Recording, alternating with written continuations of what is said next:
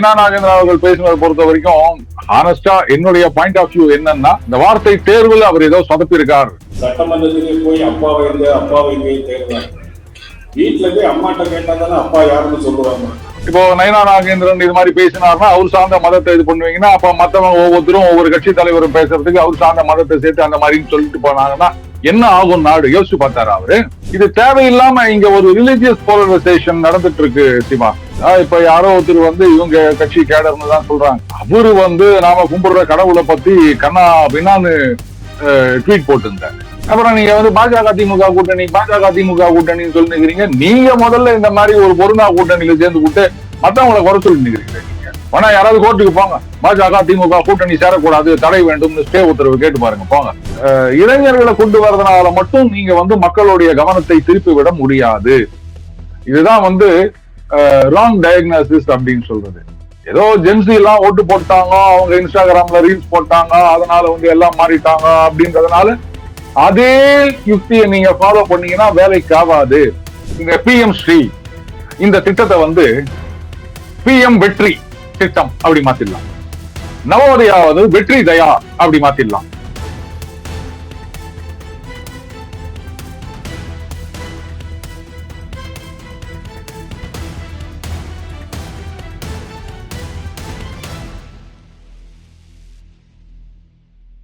வணக்கம் தென்னவன் மீடியா நண்பர்களே.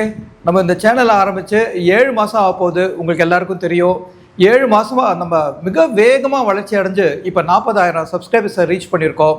இந்த வளர்ச்சிக்கு நாங்கள் இது வரைக்கும் எந்த நிதி உதவியோ இல்லாட்டி யார்கிட்டையும் போய் ஒரு பண ஆதரவோ நம்ம கேட்டதில்லை, இப்பயும் கேட்க போகிறதில்ல. ஆனால் எங்களுக்கு உங்களுடைய சப்ஸ்கிரிப்ஷன் இன்னும் நிறைய தேவை. இந்த சேனலை சப்ஸ்கிரைப் பண்ணாமல் பார்த்துட்டு இருக்கிற வியூவர்ஸ், நீங்கள் முக்கியமாக நீங்கள் சப்ஸ்கிரைப் செஞ்சு மேலும் ஆதரவு தாருங்கன்னு அன்போடு கேட்டுக்கிறேன். வணக்கம் தென்னவன் மீடியா நண்பர்களே. இன்றைக்கு நம்முடன் டெய்லி பஞ்ச் அருண் அவர்கள் அரசியல் விவாதத்தில் இணைந்திருக்கிறார். வணக்கம் அருண். வணக்கம் சிவா. அருண், இன்னைக்கு வந்து சுதந்திர நாள், கருத்து சுதந்திரம் இருக்கிற நாள். அதே சமயத்தில் நம்ம என்ன பேசுகிறோங்கிறத கொஞ்சம் யோசிச்சு பேச வேண்டிய அரசியல் தருணம் கூட. ஆனால் நயினா நாகேந்திரன் வந்து விஜய் அவர்களுடைய அம்மாவை பற்றி ஒரு கருத்து சொல்லி அது ரொம்ப சர்ச்சைக்குரியதாக ஆயிருக்கு. இதை பத்தி வந்து விமர்சிக்கிற போது வன்னி அரசு சொல்றாரு, சனாதனிகளிலிருந்து வேற என்ன எதிர்பார்க்குறீங்க அப்படின்னு சனாதனிகளையே வந்து பொதுப்படுத்துறாரு. அமைச்சர் ராஜ்மோகன் சொல்றாரு, திமுகவினர் போல பாஜக பேச ஆரம்பிச்சிட்டாங்க, ஏன்னா அவங்க 2 பேரும் ஒன்னா சேர போறாங்கன்ட்டு. நீங்க எப்படி பாக்குறீங்க? இல்ல, இதுக்கு எதுக்கு தேவையில்லாம ஒரு மதத்தை இருக்கிறார் வன்னி அரசு அவர்கள்? இது ஏதோ வாண்டனா பண்ற மாதிரி இருக்கு. ஏங்க, நயினா நாகேந்திரன் சொன்னார்னா நீங்க அவர் சார்ந்த கட்சியை கேளுங்க, இல்ல கட்சி தலைமையை கேளுங்க, இல்ல அவரை கேளுங்க. அதை விட்டுட்டு வந்து இப்போ நயினா நாகேந்திரன் இது மாதிரி பேசினார்னா அவர் சார்ந்த மதத்தை இது பண்ணுவீங்கன்னா, அப்ப மத்தவங்க ஒவ்வொருத்தரும் ஒவ்வொரு கட்சி தலைவரும் பேசுறதுக்கு அவர் சார்ந்த மதத்தை சேர்த்து அந்த மாதிரின்னு சொல்லிட்டு போனாங்கன்னா என்ன ஆகும் நாடு? யோசிச்சு பார்த்தாரு அவரு. சனாதனா இவங்களுக்கு எல்லாம் கிள்ளுக்கரையா போயிடுச்சு. சரி, கொஞ்ச நாளைக்கு முன்னாடி உதயநிதி என்னவோ பேசினாரு அப்படின்ட்டு சுறுசுறுப்பா போயிட்டு கைதெல்லாம் பண்ணாங்கல்ல, இப்ப அவங்க வீரத்தை காமிக்க வேண்டியது தானே? ஒருவேளை அப்ப திராவிட வந்தா இப்படிதான் பேசுவாங்கன்னு அவர் சொல்லியிருப்பாரோ? இல்ல இருங்க, இப்ப நான் என்ன கேக்குறேன்னா, இப்ப உதயநிதி அவர்கள் பேசினது அப்படின்னு கொந்தளிச்சு போயிட்டு கைது நடவடிக்கை வரைக்கும் போயிட்டு செங்கிப்பட்டி வரைக்கும் கூட்டு போயிட்டு அதெல்லாம் பண்ணீங்களே, அவரு என்ன சனாதனியா? சனாதனத்தை ஒழிப்போம்னு சொல்லிட்டு FIR போட்டாங்கல்ல, அப்ப அதை என்ன சொல்லுவீங்க நீங்க? இது தேவையில்லாம இங்க ஒரு ரிலிஜியஸ் போலரைசேஷன் நடந்துட்டு இருக்கு சிவா. ரொம்ப தப்பு இது. இது எங்க போய் முடிய போகுதுன்னு எனக்கு தெரியல. ஒரு அமைச்சராக இருந்துட்டு அவர் வந்து இந்த மாதிரி மத உணர்வுகளை புண்படுத்துற மாதிரி பேசுறது சரியில்லை. அடுத்தது, நயினா நாகேந்திரன் அவர்கள் பேசினதை பொறுத்த வரைக்கும் ஹானஸ்டா என்னுடைய பாயிண்ட் ஆஃப் வியூ என்னன்னா, இந்த வார்த்தை தேர்வுல அவர் ஏதோ சொதப்பிருக்கார். அவர் சொன்ன வார்த்தை இருக்கு இல்லையா, ஆக்சுவலா அந்த அர்த்தத்துல அவர் பேசியிருக்க மாட்டாருன்னு தான் நான் நினைக்கிறேன். ஏன்னா யாருமே வந்து அந்த மாதிரி பேசியிருக்க மாட்டாங்க. ஏதோ ஒரு சின்ன சொதப்பல் நடந்திருக்கு அப்படின்றது என்னுடைய கருத்து. மற்றபடி அவர் தெரிஞ்சே இந்த மாதிரி வார்த்தையை பேசியிருந்தாருன்னா அது ரொம்ப ரொம்ப தப்பு, அதுல சந்தேகமே கிடையாது. ஆனா இந்த இடத்துல வந்து I have to give the benefit of doubt. சரி, அவருடைய விளக்கம் என்ன வருது அப்படின்றத நம்ம பார்க்கலாம். பட் அதுக்காக வந்து ஒரு மதத்தையே சேர்த்து புண்படுத்துவது அப்படின்றதெல்லாம் சரியில்லை. இப்ப யாரோ ஒருத்தர் வந்து இவங்க கட்சி கேடர்னு தான் சொல்றாங்க. அவரு வந்து நாம கும்பிடுற கடவுளை பத்தி கண்ணா பின்னான்னு ட்வீட் போட்டு இருந்தாரு. அதுக்கு எத்தனையோ பேர் இது பண்ணி அதுக்கப்புறம் கடைசியா எங்கேயோ காவல்துறை வந்து FIR ரெஜிஸ்டர் பண்ணாங்க. உதயநிதி அவர்கள் பேசினார் போது கட்ட போய் அரெஸ்ட் பண்ணி தஞ்சாவூர் வரைக்கும் கொண்டு போனாங்கல்ல, ஒண்ணும் இல்ல, என்ன விசாரணை போட்டு உடனே அனுப்பிச்சிட்டாங்க. ஆனா இந்த விஷயத்துல அந்த சம்பந்தப்பட்ட நபர் ஒரு இல்ல நாங்க அப்படி பேசல, மத உணர்வுகளை புண்படுத்துவதற்காக இல்லை, அப்படி இல்லை, இப்படி இல்லை, யாரோ சொன்னது, அப்படி இப்படின்னு ஒரு விஷயவாசியா ஒரு எக்ஸ்பிளனேஷன் கொடுத்து ஒரு இது போட்டிருந்தாருங்க, அவ்வளவுதான். கைது நடவடிக்கையே இல்லை. அப்ப இதுக்கு என்ன சொல்லுவீங்க? இதெல்லாம் எங்க உணர்வுகளை புண்படுத்துற மாதிரி இல்லையா? இவ்வளவுதான் அவங்க டக்கா? திமுக மாதிரி பேசுறாங்க அப்படின்னா சரி, ரைட்டு. இப்ப அதுக்கு என்ன, இப்போ திமுகவோட சேர்ந்தாதான் அந்த மாதிரி பேசணுமா? இல்லாட்டா அவங்க அது மாதிரி பேச மாட்டாங்களா? பேசினாருன்னா பேசினாலும் சொல்லிட்டு போங்க. அதுக்கும் கூட்டணிக்கும் ஏன் இது மாதிரி? ஏன் இந்த மாதிரி பேசுனீங்க? இது அசிங்கமா இல்லையா? அருவருப்பா இல்லையா? நீங்க எல்லாம் இந்த மாதிரி பேசலாமா? ஒரு நாகரிகமே இல்லையா? இப்படி நீங்க எவ்வளவு வேணா கேளுங்க. அதுக்கும் கூட்டணிக்கும் சம்மந்தப்படுத்தி என்ன பேசினுக்கிறீங்க? நீங்க கூட்டணி சேர்ந்தா என்ன, சேராட்டா உங்களுக்கு என்ன வந்தது? நீங்க யாரோட கூட்டணி சேர்ந்து வச்சுக்கிறீங்க? நேற்று வரைக்கும் அவங்களோட ஒன்னோட சண்டை போட்டு இப்ப வன்னியரசு அவர்கள் இவ்வளவு கடுமையா பேசியிருக்காரு. இவரு தாவேக்காக எவ்வளவு அரசியல் ரீதியா கடுமையா பேசியிருந்தாரு தேர்தலுக்கு முன்னாடி. இப்ப அங்க போயிட்டு மந்திரியா உட்காந்து நிக்கிறாரு. அப்புறம் நீங்க பாஜக திமுக கூட்டணின்னு சொல்லி நிக்கிறீங்க. நீங்க முதல்ல இந்த மாதிரி ஒரு பொருந்தா கூட்டணியில சேர்ந்து விட்டு மத்தவங்களை குறை சொல்லி நிக்கிறீங்களே நீங்க. ஆனா யாராவது கோர்ட்டுக்கு போங்க, பாஜக திமுக கூட்டணி சேரக்கூடாது, தடை வேண்டும்னு ஸ்டே உத்தரவு கேட்டு பாருங்க, போங்க. சோ நயினார் பேசினது வார்த்தை செலக்ஷன் சரியில்லை, அதுக்கு எதிர்வினையும் அவ்வளவு சரியில்லை அப்படின்னு நீங்க சொல்ல வருது, எங்களால புரிஞ்சுக்க முடியுது. இப்ப நம்ம அண்ணாமலை நாமக்கல்ல இன்னைக்கு ஒரு பேசியிருக்காரு. அவர் ஆக்சுவலா வெளிநாட்டு முதலீடையே ஏன் எதிர்பார்க்கணும், உள்நாட்டு முதலீடை ஊக்குவிக்கிற மாதிரி ஏதாவது நம்ம செய்ய வேண்டாமான்னு ஒரு நியாயமான கேள்வி கேட்டிருக்காரு. திருப்பியும் நல்ல ஒரு அரசியல் விவாதத்துக்கு அவர் வராரு அப்படின்னு தெரியுது. அதே சமயத்துல அமைதியா இருக்கிறவங்களை தூண்டி விடுற மாதிரி நடந்துக்காதீங்க அப்படின்னு தாவேகா அரசர் சொல்றாரு. அண்ணாமலை எதை குறிச்சு பேசுறாரு? அது அவர்தான் கேட்கணும். சொல்ல வந்ததை வெளிப்படையா சொல்லிட்டு போலாம், அமைதியா இருக்கவங்களை தூண்டி விடுற மாதிரி அப்படின்னு. எந்த விஷயத்த அவர் அந்த மாதிரி சொல்றாரு அப்படின்னு எனக்கு புரியல. ஏன்னா தாவேகாவை பொறுத்த வரைக்கும் சமீபத்துல என்ன பண்ணாங்க, ஏதோ முன்னாள் அமைச்சர்களுக்கு எதிரான ஊழல் நடவடிக்கை அப்படின்னாங்க. அதுக்கப்புறம் அந்த இன்வெஸ்ட்மெண்ட் அப்படின்னாங்க, 1,00,000 கோடினாங்க, 62,000 கோடினாங்க, இவ்வளவுதான் சொன்னாங்க. இதுல அமைதியா இருக்கவங்களை தூண்டுற மாதிரி எந்த விஷயமும் இருக்கிறதா எனக்கு தெரியல. ஒருவேளை அவர் நிதியமைச்சர் மரியா வில்சன் அவர்கள் பேசினதையோ இல்ல மற்ற சந்தர்ப்பங்கள்ல மத்தவங்க பேசினதையோ குறிப்பிட்டு சொல்றாரு அப்படின்னா அதை வெளிப்படையா சொல்ல வேண்டியது தானே. இதுல மறைக்க வேண்டிய அவசியம் எதுவும் இருக்கிறதா எனக்கு தெரியல. யாரா இருந்தாலும் இதை எடுத்து கேள்வி கேட்கணும். இப்போ அதிமுக ஆட்சியில எடப்பாடி பழனிசாமி அவர்கள் சிஎம்மா இருக்கும் போது இந்த மாதிரி கந்தசஷ்டி கவசத்தை இழிவுபடுத்தினார்கள் அப்படின்னு ஒரு பெரிய எதிர்ப்பு. அந்த மாதிரி வெளிப்படையா எதிர்ப்பு தெரிவிச்சுட்டு போலாம் ஏதாவது நடந்திருந்தது அப்படின்னு சொன்னா. சோ அதெல்லாம் மறைக்க வேண்டிய அவசியம் கிடையாது. என்ன அதிமுக ஆட்சியில என்ன நடந்ததோ, திமுக ஆட்சியில என்ன நடந்ததோ அதேதான் தாவேக ஆட்சியிலையும் நடக்குது. என்ன பெரிய மாற்றம் வந்துச்சுன்னு எனக்கு ஒன்றும் புரியல. as far as ஒரு மத உணர்வுகளை புண்படுத்துற விஷயங்களை பொறுத்த வரைக்கும். அடுத்தது இந்த உள்நாட்டு முதலீடுன்னு சொன்னீங்க, அது சரியான ஒரு இது. நாம அதை சரியா யூட்டிலைஸ் பண்ணிக்கல அப்படின்னு தான் சொல்லணும். உள்நாட்டு முதலீடு அப்படின்னும் போது நம்ம எப்படி பார்க்கணும்னா, நீங்க பாட்டுக்கு 10,000 கோடி 1,00,000 கோடி இப்படின்னு சொல்றதுல ஒரு பெரிய விஷயம் இல்லைங்க. நீங்க 1,00,000 கோடிக்கு MOU சைன் பண்ணிட்டு ஆக்சுவலா எத்தனை பேர் கம்பெனி ஆரம்பிக்கிறாங்க, எவ்வளவு இன்வெஸ்ட்மெண்ட் வருது அப்படின்றத பத்தி யாரும் வெளில பேச மாட்டாங்க. அப்படியே சும்மா காத்துல கோலம் போடுற மாதிரி இவ்வளவு வந்துச்சு அவ்வளவு வந்துச்சுன்னு பேப்பர்ல எடுத்து காமிங்கன்னா இது வரைக்கும் திமுகல TRB ராஜா அவர்கள் கூட சொல்லியிருந்தாரு, நாங்க 75% கன்வெர்ட் பண்ணிட்டோம் அப்படின்னு. MOUல 75% கன்வர்ஷன் அப்படின்னா அது மிகப்பெரிய விஷயம். சரி, ரைட்டு. அப்போ 75% அப்படின்னும் போது நீங்க என்னென்ன கம்பெனிகள்லாம் வந்தது, எவ்வளவு இன்வெஸ்ட்மெண்ட் வந்தது அப்படின்ற டீடைல்ஸ கொடுக்க வேண்டியதுதானே. இப்ப என்னென்னவோ சொல்லிட்டு இருக்காரு, அந்த கம்பெனி இந்த கம்பெனி ஏதோ பேசிட்டு இருக்காரு. ஆட்சியில இருக்கும்போது அந்த டீடைல்ஸ் கொடுங்க, வெள்ள அறிக்கை கொடுங்கன்னா ஒரு வெள்ளை பேப்பர் எடுத்துட்டாரு, இதான் பாரு அப்படின்னு. இதே MK ஸ்டாலின் அவர்கள் எடப்பாடி ஆட்சியில கேட்டாரு, இந்த மாதிரி இன்வெஸ்ட்மெண்ட்டுக்கு வெள்ளை அறிக்கை வேணும்னாரு. அவரே முதலமைச்சரா வந்த பிறகு வெள்ளை அறிக்கை வேணும், வெள்ளை அறிக்கை கொடுப்பதெல்லாம் வழக்கம் கிடையாது அப்படின்ட்டாரு. ஏங்க நீங்க சீட்ல உட்காந்தீங்கன்னா வழக்கம் கிடையாதுன்றீங்க, எதிர்கட்சியா தோத்து போயிட்டு உட்காந்தீங்கன்னா பேப்பரை கொடுங்கன்றீங்க. என்னங்க பேச்சு இது? இன்னைக்கு கொடுக்குறாரு டீடைல். இன்னைக்கு சொல்றாரு TRB ராஜா அவர்கள், என்னென்ன கம்பெனி அண்ணன் கம்பெனி இதெல்லாம் நாங்க இருக்கும் போது பேச்சுவார்த்தை முடிஞ்சது, அன்னைக்கே சொல்ல வேண்டியது தானே. இன்னைக்கே சொல்லி நிக்கிறீங்க, இப்ப சொல்லி பிரயோஜனம் இல்லைல்ல. அன்னைக்கே சொல்றீங்கன்னா இவ்வளவு கம்பெனி வந்துக்கிட்டாப்பா அப்படின்னு நமக்கு தெரியும்ல. சோ இந்த உள்நாட்டு முதலீடுகள் அப்படின்னும் போது மிகப்பெரிய அளவுல தேவைப்படாது. இது உள்நாட்டு முதலீடுகள் ஒரு பக்கம் அப்படின்னாலும், குறிப்பா இந்த கிராமப்புற வேலை வாய்ப்பை உருவாக்குவது, அதுக்கப்புறம் அந்த விவசாய பொருட்களுக்கு மதிப்பு கூட்டுவது, இந்த மாதிரி ஏராளமான விஷயங்கள் இருக்கு. சோ வாழை மரத்துக்கு முட்டு ஆஹ் கொடுக்குற திட்டம் வந்து பட்ஜெட் அலோகேட் பண்ணிருக்காங்களே. வாழை மரத்துக்கு முட்டு கொடுக்கறதா?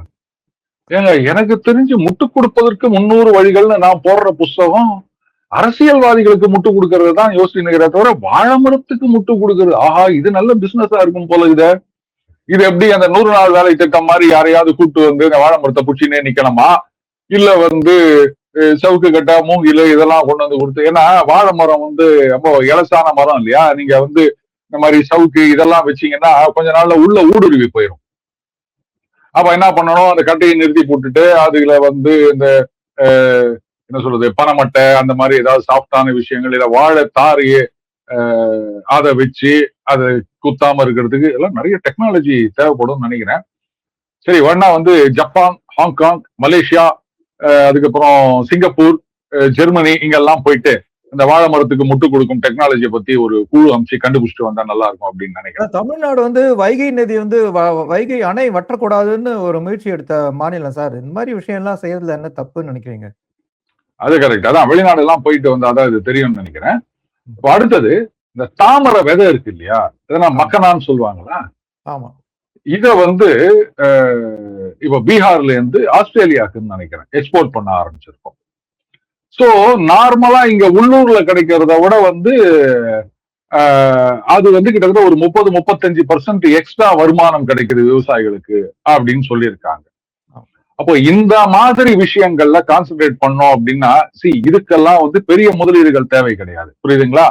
தாமரை விதை அது நிஜமாவே தாமரை விதையால் அதுக்கு அந்த மாதிரி பேர் வச்சிருக்காங்களான்னு எனக்கு தெரியல. ஏன்னா இங்க கூட ரொம்ப பாப்புலர். இந்தியாவை விட இந்தியால இருந்து வட இந்தியால இருந்து நிறைய எக்ஸ்போர்ட் ஆகி இங்க வருதுங்கிறத நான் சொல்ல விரும்புறேன். ஓ, அப்ப வட இந்தியாலதான் தாமரை மலர்ந்திருக்கின்றது. அப்ப தமிழகத்திலேயே தாமரை மலர்ந்தா மட்டும்தான் தாமரை விதையை நீங்க ஏற்றுமதி பண்ண முடியும், விவசாயிகள் லாபம் அடைய முடியும். ஆனாலும் இந்த மாதிரி எல்லாம் இல்ல இந்த மாதிரி நீங்க உள்குத்து வச்சு பேசுவீங்கன்னு எனக்கு தெரியாது சிவா. ஓஹோ, அப்ப விவசாயிகள் வாழ்க்கை செழிக்க வேண்டும் என்றால் தாமரை மலர வேண்டும் அப்படி சிவா சொன்னாங்க. ஒரு பலன் இருக்கு அப்படின்னு சொல்ல வர விவசாயம். சோ இந்த மாதிரி விஷயங்கள்ல கான்சென்ட்ரேட் பண்ணணும். இப்போ அந்த நிறைய பார்க்கலாம், வெங்காயம் அநியாயங்க 6 கிலோ 100 ரூபான்னு விக்குதுங்க. ஆனா சமயங்கள்ல அது சரியா கிடைக்கிறது கிடையாது. அடுத்தது வெங்காய ஏற்றுமதியின் போது இங்க வெங்காயத்துக்கு தட்டுப்பாடு வந்தப்போ ஈஜிப்துல இருந்து நம்ம வெங்காயத்தை இறக்குமதி பண்ணோம். ஆனா அதெல்லாம் பாத்தீங்கன்னா இமாமா பெருசா இருக்கும், ஒரு மாதிரி நீட்டமா சங்கு மாதிரி சைஸ்ல இருக்கும். அதோட நம்ம ஜனங்க அதை பார்த்துட்டு ஐயா இது என்ன இது ஏதோ நத்த மாதிரி இருக்கு நண்டு மாதிரி இருக்குது அப்படின்னு சொல்லிட்டு அதை யூஸ் பண்றதுக்கு பயந்தாங்க. ஆமா, அது ஒரு மாதிரி ஷேப்ல இருக்கும், நம்ம வெங்காயம் கிடையாது. அதான் இந்த வெங்காயம் ஏற்றுமதியில இருக்க பிரச்சனை என்னன்னா அது சுலபமாக அழுகக்கூடிய ஒரு விஷயம். அப்போ சொன்னக்காய் 1/4 பணம், சொமக்கூலி 3/4 பணம் அப்படின்ற மாதிரி ஆயிரும். அதுக்கு என்ன பண்ணணும், வெங்காய பொடி. இன்னைக்கு இந்த ஜென்சின்னு சொல்றீங்க, இன்னைக்கு வந்து 2 பேரும் வேலைக்கு போற காலகட்டத்துல இந்த வெங்காயத்தை தோலை உரிச்சு அதை நறுக்கிக்கின்னு இதுல வேற வந்து வீட்டம்மாவோ இல்ல வீட்டம்மாவே நறுக்கிறாங்கன்னு வச்சுக்கோங்களேன். மாமனார் வந்துட்டாருன்னா, மாப்பிள்ள என் பொண்ணை கண்கலங்க கூடாதுன்னு சொன்னேன், நீங்க இப்படி கண்கலங்க விட்டீங்களே இருந்தாரு. நான்லாம் என்ன பண்ண, வெங்காயம் நறுக்கும் போது ஹெல்மெட்டை போட்டு பசுவான் போட்டீங்கன்னே. அதுக்கு வேற ஒரு கேட்ச் லைன் சொல்றேன், ஹெல்மெட் பெருங்காயத்திலிருந்தும் வெங்காயத்திலிருந்தும் உங்களை காப்பாற்றும் அப்படின்னு. இதுக்கு வந்து லோ இன்வெஸ்ட்மெண்ட், அதே சமயத்துல நல்ல ரிட்டர்ன்ஸ் வரக்கூடிய விஷயங்கள். இந்த மாதிரி கான்சென்ட்ரேட் பண்ணா மட்டும்தான் பொருளாதாரத்தை உயர்த்த முடியுமே தவிர சும்மா நான் எம்ஓயு போட்டேன் இது வருது அது வருது அப்படின்னு சொல்றதுனால. ஏன்னா இன்றைக்கும் கிராமப்புறங்கள்ல வந்து விவசாய தொழில் சார்ந்தவர்கள் தான் நிறைய பேர் இருக்காங்க. விவசாயம் ஒரு லாபகரமான தொழிலா இல்லை. போதா குறைக்கும் இந்த 100 நாள் வேலை திட்டம் வந்து எங்க விவசாய கூலியெல்லாம் உயர்த்தி விட்டது, எங்களால கட்டுப்படி ஆகலன்னு விவசாயிகள் சங்கத்துல புலம்பிட்டு இருக்காங்க. அப்போ அந்த விவசாய கூலி தொழில் செஞ்சிருந்தவங்க அந்த 100 நாள் வேலை திட்டம்னா எதுக்கு கொண்டு வந்தாங்க சிவா? அந்த விவசாய வேலை இல்லாத நாட்கள்ல அவங்களை யூட்டிலைஸ் பண்ணிக்கணும், அவங்களுக்கு ஏதாவது சம்பளம் கிடைக்கணும், அப்படிதானே? அப்போ அவங்க போயிட்டு நான் வந்து டேட்டா சென்டர் கொண்டு வந்துக்கிறேன், நான் வந்து இந்த எலக்ட்ரிக் வெஹிக்கிள் தயாரிக்கிற கம்பெனி கொண்டு வந்துக்கிறேன் அப்படின்னா, இவ்வளவு நாளா விவசாய கூலி தொழில் பார்த்துன்னு போயிட்டு டேட்டா சென்டர்லயும் இதுலயும் கொண்டு போய் நீங்க வேலை கொடுப்பீங்களா? 1 லட்சம் கோடி இன்வெஸ்ட்மெண்ட் வருது, 1 லட்சம் வேலை வாய்ப்பு அப்படின்னா கிராமப்புறங்கள்ல எத்தனை லட்சங்கள் கோடிகள்ல இருக்காங்க. அப்ப அவங்களுக்கு என்ன வேலை கொடுப்பீங்க நீங்க? இந்த ஒரு வித்தியாசத்தை இவங்க யாருமே கவனிச்சதா தெரியல. அப்படியே ஒரு பரபரப்புக்கு பேசலாம் 1,00,000 கோடி 1,00,000 கோடி இன்வெஸ்ட்மெண்ட் வந்து 1,00,000 வேலை வாய்ப்பு தானே எங்கேயோ உதவுது இல்ல. நிச்சயம் நிச்சயம். சோ அண்ணாமலை சொன்ன கருத்து கரெக்ட். பட் இதை இன்னும் டீப்பா போயிட்டு அதை இம்ப்ளிமெண்ட் பண்ணா மட்டும்தான் கிராமப்புற பொருளாதாரத்தை முன்னேற்றாம உங்களால 1 ட்ரில்லியன் 1.5 ட்ரில்லியன் அப்படின்றதெல்லாம் வந்து அச்சீவ் பண்ணவே முடியாது சிவா. Okay okay. இப்ப திமுக விஷயத்துக்கு வருவோம். இன்னைக்கு வந்து ஸ்டாலின் 40 இளைஞர்களுக்கு மாவட்ட செயலாளர் பதவி கொடுத்து உதயநிதி அவர்களை வந்து செயல் தலைவரா ஆக்கியிருக்காரு. திமுக புத்துணர்ச்சி பெறுகிறதா? இதுல வந்து பாஜகவோட வந்து அவங்க தொகுதி மறுவரை விஷயத்துல ஒரு மாதிரி திருசங்கு நிலையில இருக்கிற மாதிரியும் விமர்சனம் வருது. எப்படி பாக்குறீங்க? முதல்ல 2வது கேள்விக்கு முன்னாடியும் முன்னாடி கேள்விக்கு பின்னாடியும் நான் சொல்றேன், திருசங்கெல்லாம் கிடையாது. 50% அப்படின்னா நாங்க ஒத்துக்கிறோம் அப்படின்ட்டு தான் இவங்க முடிவு. அது நல்லாவே தெரியுது. அவங்க திருப்பி அதே நரேட்டிவ் தான் தீர்மானத்தையும் எதிர்த்தா அது சாரி தாவேகாவோட தீர்மானத்தையும் ஆதரிச்சிட்டாங்களே. இப்ப தாவேகாவோட தீர்மானத்தை ஆதரிச்சா பார்லிமெண்ட்ல வந்து நீங்க வந்து வெளிநடப்பு செய்யக்கூடாதுனோ இல்ல ஆதரிச்சு ஓட்டு போடக்கூடாதுனோ ஏதாவது பைண்டிங் இருக்கா? ஒரு ஒரு என்னதான் பேசுறீங்க? கூட்டணியில ஒன்னா சேர்ந்து வேண்டாமா? என்னங்க கொள்கை பிடிப்பு? நேத்து வரைக்கும் வந்து அவங்கள தீய சக்தின்னு இவங்க சொல்ல, இவங்க வந்து பாஜகவோட கைப்பாவை அவங்க பின்னாடி இருக்குது அப்படின்னு சொல்லிவிட்டு எலெக்ஷன் ரிசல்ட் கபால்னு போய் ஒட்டிக்கலையா? இதுல எங்க வந்தது கொள்கை பிடிப்பு? மூச்சு பிடிப்பு, வாய் பிடிப்பு தான் இருக்குது. நீங்க கொள்கை பிடிப்புன்னு பேசினீங்க. எங்க இருக்குது கொள்கை பிடிப்பு? யாருக்கு இருக்குது கொள்கை பிடிப்பு? யாராவது ஒருத்தர் சொல்லுங்க கொள்கைப்படி நடக்கிறாங்க அப்படின்னு சொல்லிட்டு. எல்லாரும் இன்னைக்கு ஒண்ணு பேசுறது, நாளைக்கு ஒண்ணு பேசுறது. இன்னைக்கு இந்த கூட்டணியில இருந்தா இது ஓகேன்றது, அந்த கூட்டணிக்கு போனா அவங்க ஓகேன்னு வேண்டியது. இங்க வந்து இவங்களை கழுவி ஊத்த வேண்டியது, அங்க வந்து அவங்களை கழுவி ஊத்த வேண்டியது. இதுல கொள்கையாவது பிடிப்பாது எங்க இருக்குது? வேற அதெல்லாம் விட்டு தள்ளுங்க. அடுத்தது இப்ப 40 இளைஞர்கள் அப்படின்னா பிரச்சனை அது இல்லை. இளைஞர்களை கொண்டு வர்றதுனால மட்டும் நீங்க வந்து மக்களுடைய கவனத்தை திருப்பி விட முடியாது. இதுதான் வந்து ராங் டயக்னாசிஸ் அப்படின்னு சொல்றது. ஏதோ ஜென்சி எல்லாம் ஓட்டு போட்டாங்க, அவங்க இன்ஸ்டாகிராம்ல ரீல்ஸ் போட்டாங்க, அதனால வந்து எல்லாம் மாறிட்டாங்க அப்படின்றதுனால அதே யுக்தியை நீங்க ஃபாலோ பண்ணீங்கன்னா வேலைக்கு ஆகாது. ஜென்சி நரேட்டிவ் செட் பண்ணாங்க. பட் அந்த நரேட்டிவ் பச்சைக்குன்னு அவங்க மனசுல, மக்கள் மனசுல போய் உக்காந்துச்சுன்னா அதுக்கு என்ன காரணம்?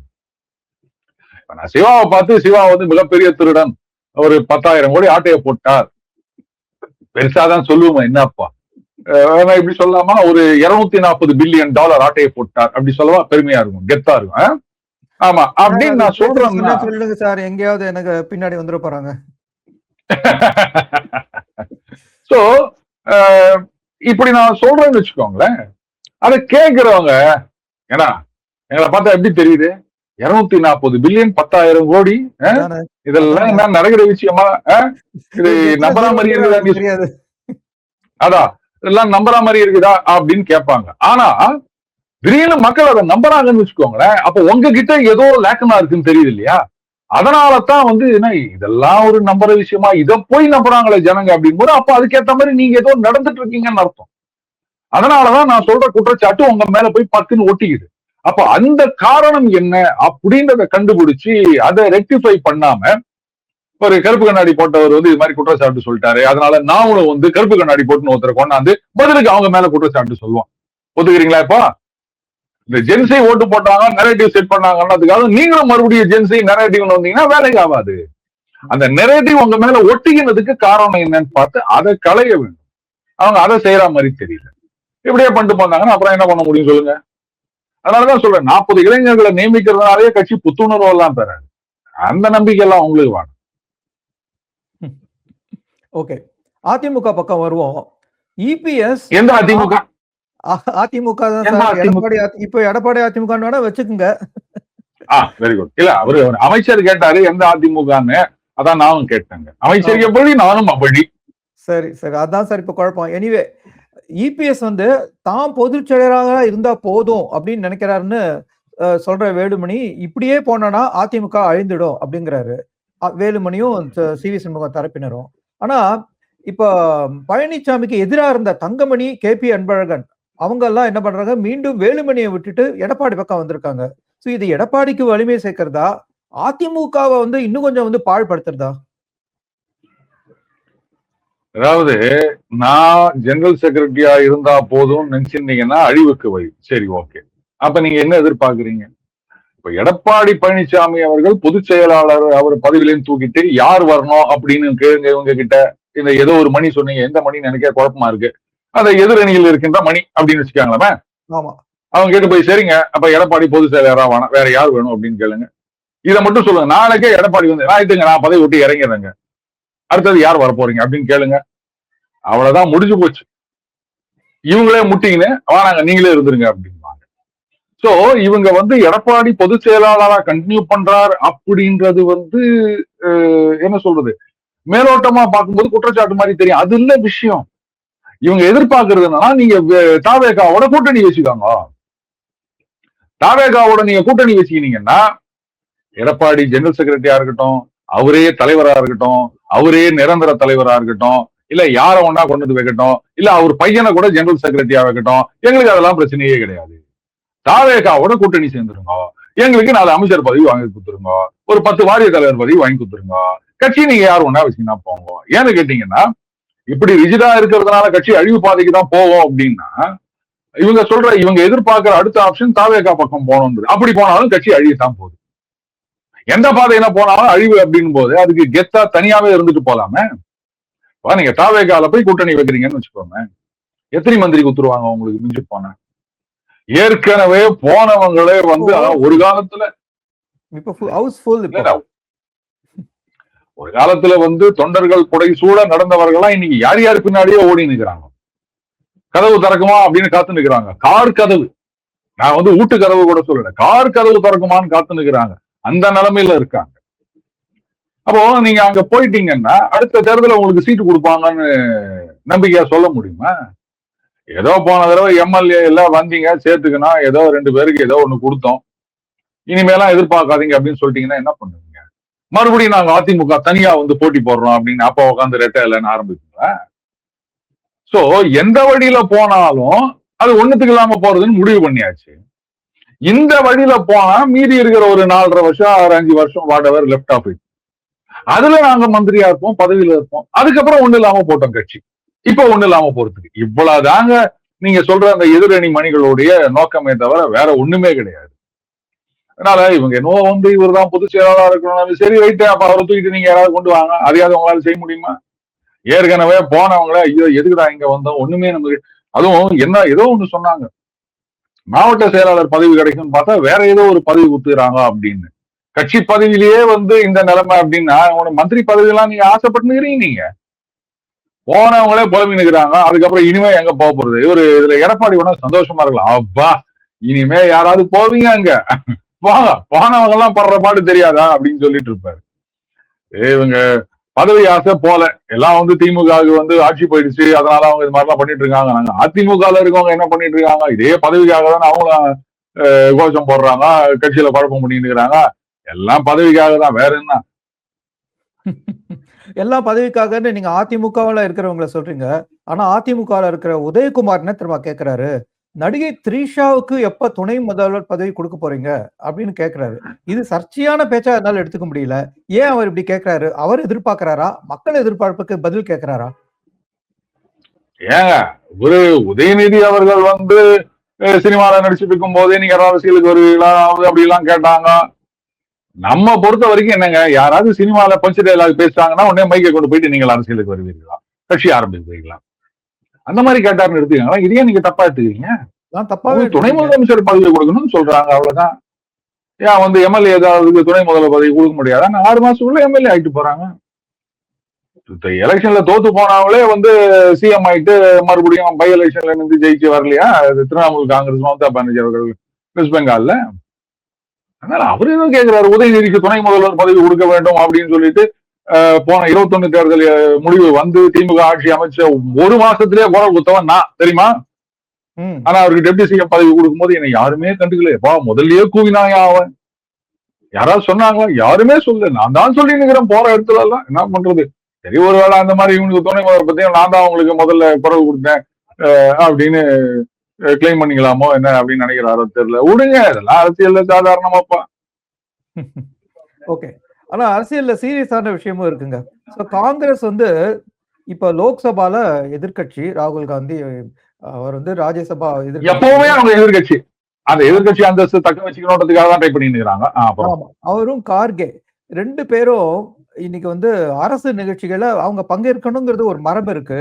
ஆனா இன்னைக்கு சுதந்திர தின நிகழ்ச்சியில செங்கோட்டையில அவங்க 2 பேருமே பங்கேற்கல. இத எப்படி பாக்குறீங்க? இந்தியா சுதந்திரமா இருக்கிறது பிடிக்கலையா அண்ணன் ராகுல் காந்தி அவர்களுக்கு? ஏன்னா சீன கம்யூனிஸ்ட் கட்சியோட என்ன ஒப்பந்தம் போடுங்கன்னு பத்தி இன்னி வரைக்கும் அவர் வாய் திறக்கல. ஏதாவது ஒரு இன்ஃபர்மேஷன் வேணும்னா சைனீஸ் எம்பசில தான் போய் கேட்பாரு. சீனாவில இருந்து நிறைய இம்போர்ட் பண்ணணும் அப்படின்னு ரெக்கமெண்டேஷன் எல்லாம் ஒத்துக்கிறாங்க காங்கிரஸ் ஆட்சி காலத்துல.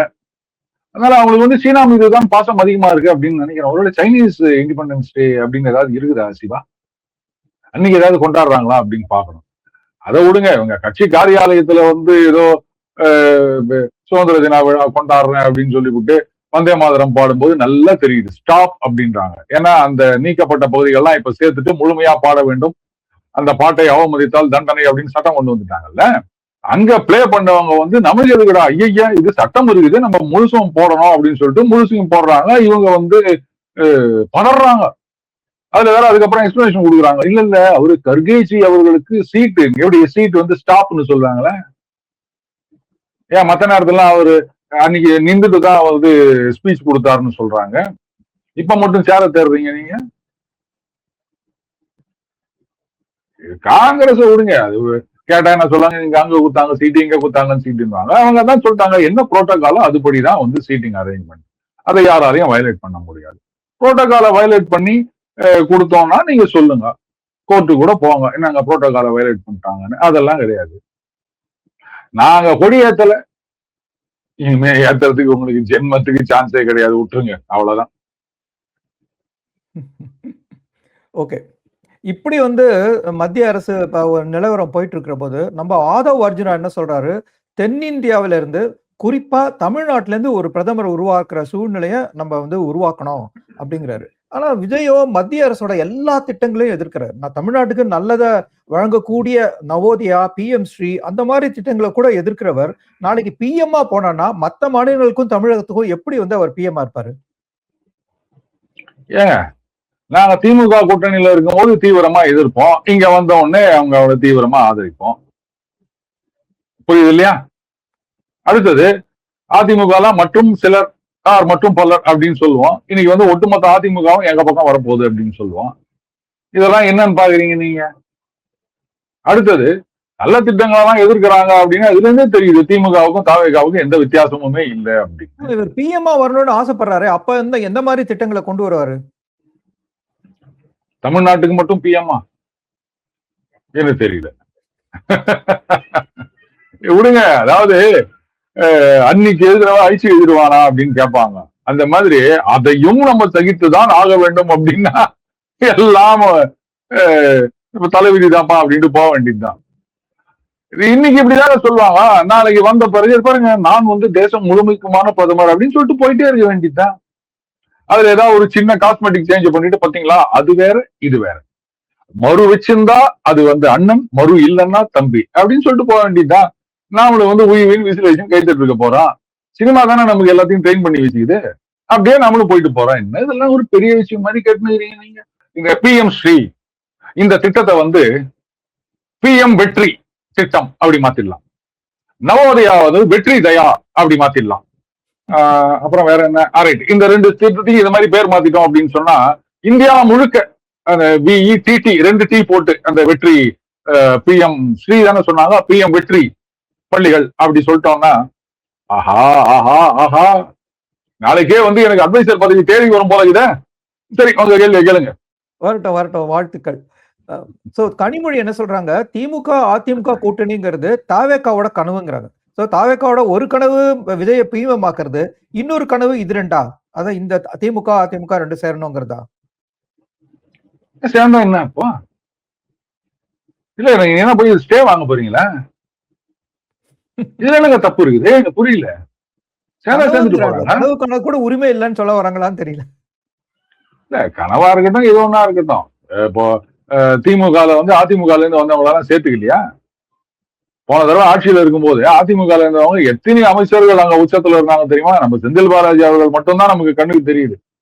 எத்தனை அமைச்சர்கள் அதிமுகல இருந்து வந்தவங்க தான் திமுகல கோல வச்சு கொண்டு இருந்தார்கள். அப்புறம் அங்கேருந்து வரவங்களை சேர்த்துக்கலாம், அந்த கட்சியோட சேரக்கூடாதா? இது நாங்க இது சேரலாம், தப்பே இல்லை. ஒரு அண்டர்ஸ்டாண்டிங் வச்சுக்கலாம். கூட்டணி அப்படின்னு இல்லாம வந்து ஒரு என்னது ஒரு சீட் அட்ஜஸ்ட்மெண்ட் அப்படின்னு வச்சுக்கலாம். எப்படி வேணா வச்சுக்கலாம்.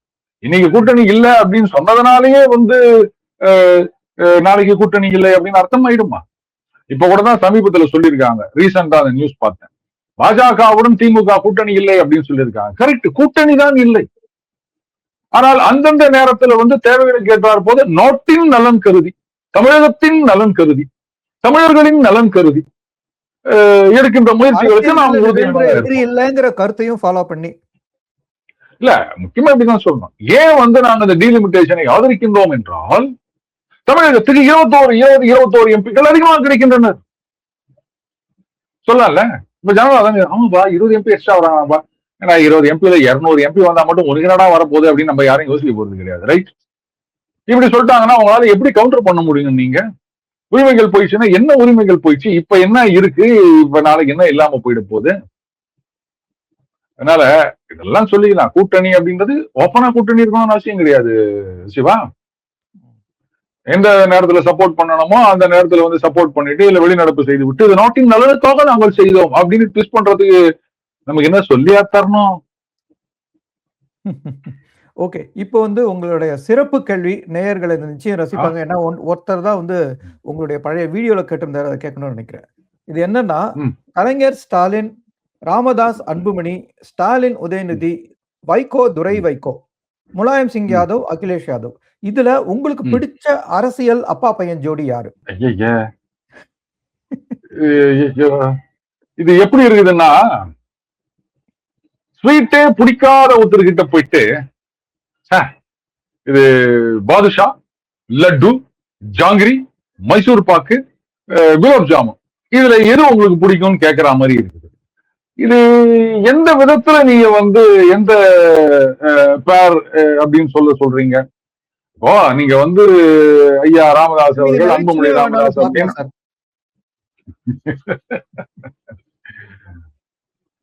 ஓகே, இப்ப நீங்க நகைச்சுவைன்னு சொல்லிட்டதுனால வைகோ துரை வைகோ இந்த காம்பினேஷன் எனக்கு ரொம்ப பிடிச்சிருக்குது. நல்ல காமெடி, நல்லா ஒர்க் அவுட் ஆகுது. அதுவும் எப்படின்னா ஆக்சுவல் காமெடி எப்படி இருக்கும் தெரியுமா? நாகேஷ் சொல்வாரு இல்ல, பொடிமட்ட தும்முமா அப்படின்னு சொல்லுவாரு, ஜோக் சொல்ற நீங்களே சிரிக்க கூடாதுன்னு. அந்த மாதிரி இட்டாலியன் மூவி ஒண்ணு இருக்கு, டிவோர்ஸ் இட்டாலியன் ஸ்டைல் அப்படின்னு. அந்த படத்தை சப்டைட்டில் இல்லாம பாத்தீங்கன்னா ஏதோ சோக படம் மாதிரி இருக்கும். என்னடா காமெடி படம்னு சொல்லிட்டு இப்படி அழுவாச்சி படமா கூட்டு வந்திருக்கேன் அப்படின்னு சொல்லுவீங்க. ஏன்னா அந்த படத்துல இருக்க அத்தனை பேரும் அப்படியே 10 நாள் துக்கத்தை கொண்டாடுற மாதிரி இருப்பாங்க. ஆனா சப்டைட்டிலோடவோ இல்ல லாங்குவேஜ் புரிஞ்சோ பாத்தீங்கன்னா, டப் பண்ணி பாத்தீங்கன்னா உழுந்து சிரிப்பீங்க. அந்த மாதிரி எடுத்திருப்பாங்க அந்த படம். அந்த மாதிரி இவங்க வந்து நரம்பு புடைக்க, கழுத்து நரம்பு புடைக்க, கை நரம்பு புடைக்க, இந்த சினிமால ஹீரோ எல்லாம் வந்து அப்படின்னு கையை முறுக்குவாரு, அப்படியே நரம்பு பட்ட பட்ட பட்ட பட்ட பட்டன்னு கோல்டு கலர்ல ஏறும் பாருங்க. அந்த மாதிரி பேசுறாங்க. கொஞ்சம் கூட அந்த பொடிமட்ட தும்முமா அப்படின்ற மாதிரி ரொம்ப சோகா அப்படியே உணர்ச்சி போக பேசுறாங்க. நம்ம உழுந்து சிரிச்சுன்னு. ராகுல் காந்தி வந்த பிறகு கையை தூக்கி அப்படியே குதிச்சாரு. அதான் நான் சொன்னேன், இந்த வாய் விட்டு சிரிச்சா நோய் விட்டு போகும் அப்படின்னு சொல்லுவாங்க. அந்த மாதிரி மக்களுடைய நோய் தீர்க்கும் பணியில இவங்க வந்து ரொம்ப கடுமையாக உழைப்பதனால், நீங்க கேட்டதுக்காக எனக்கு வைகோ துரை வைகோ அவர்கள் ஜோடியை மட்டும்தான் நான் வந்து நல்ல எனக்கு பிடித்த பேர் அப்படின்னு சொல்லுவேன் சிவா. நன்றி. நேர்களே, உங்க கருத்தை நீங்க கமெண்ட் செக்ஷன்ல பதிவிடுங்க. அந்த மாதிரி நம்ம சேனலுக்கு மேலும் அதிக சப்ஸ்கிரிப்ஷன் தேவை. நீங்க சப்ஸ்கிரைப் செய்து ஆதரவு தருமாறு அன்போடு கேட்டுக்கிறேன். வணக்கம். நன்றி அருண். வணக்கம். நன்றி சிவா. வணக்கம்.